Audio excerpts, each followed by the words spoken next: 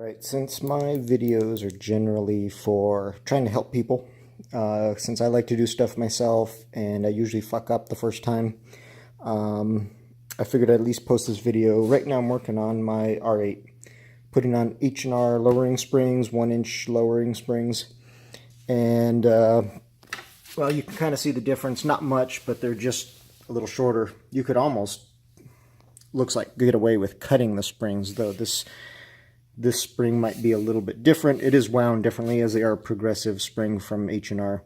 The one tool that I did need was this guy, the T40177.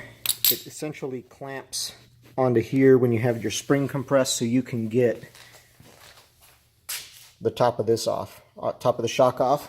I do have magnetic ride, and I'll talk about that in a second. The one other thing I got from the company, it's ECS Tuning, was a jack. It has the ball end on it for the R8. I'm using a second jack just in case, but from jacking from that point, I can actually lift this whole side of the car and work on it. The one thing I wanted to share with you was my mistake. When I first got the tool, or not, I didn't have the tool, but I was getting the shock apart, I couldn't figure out how to get this off. Well, reading through the owner's, not the owner's manual, but a mechanic's manual, I found out I needed that tool. And when I was twisting the head, or at least trying to, it was just rotating this part.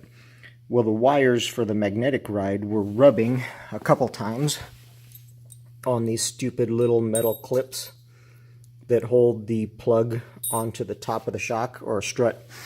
And essentially it cut the wires. So basically now I am going back and going to repair the wires. I cut it back.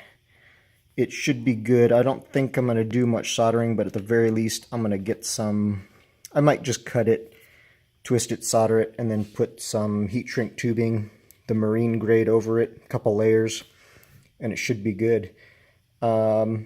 Make sure you have that tool if you're going to do this yourself. Or even better, sometimes pay somebody else who kind of knows what they're doing. But I'm a little different. I'm going through, I'm cleaning the wheel wells because it's been dirty from driving at 11,000 miles over this last year. And other than that, no problems. More to come.